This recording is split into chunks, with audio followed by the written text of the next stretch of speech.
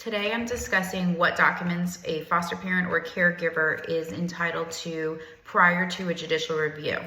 And when we're talking about judicial reviews, the statute is in Florida is 39.701. So I highly recommend all caregivers and foster parents really read through that statute, because I've said it many times before, but the time that a foster parent has really the most access to the courts to let the court know how the child is doing is during that judicial review.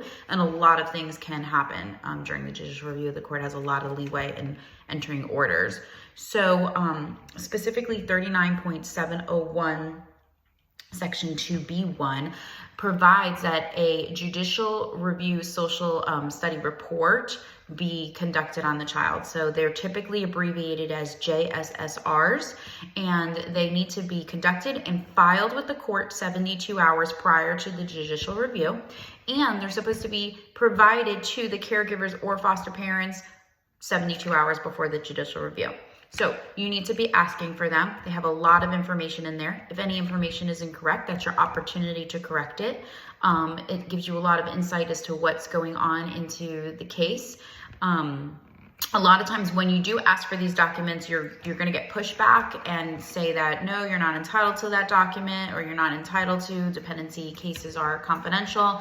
It's just a lot of people don't know this information. So you show them in the statute where it says that you're entitled to it, and they might still give you pushback, and you got to run it up the chain. It happened to clients of mine very recently. They ran it up the chain. Not only were they eventually provided the document, but it even made it into a newsletter that they later sent out to foster parents from the lead agency. So maybe the agency wasn't aware, or the people that are dealing with the cases weren't aware originally. So it's a good opportunity to educate people, and then the next time that you ask for it, you won't have the same pushback. So go ahead and check that out. And if you're not served with it before the judicial review and you feel that you want to, you can speak up in court. I would just say, excuse me, Your Honor, before we begin, I do want to point out that, I did not receive the judicial review report 72 hours pursuant to 39.701.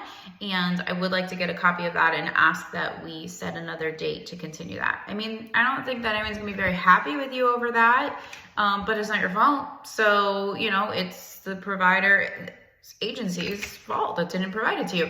But I would only do that likely if I asked for it and showed them the statute and then they didn't provide it to me.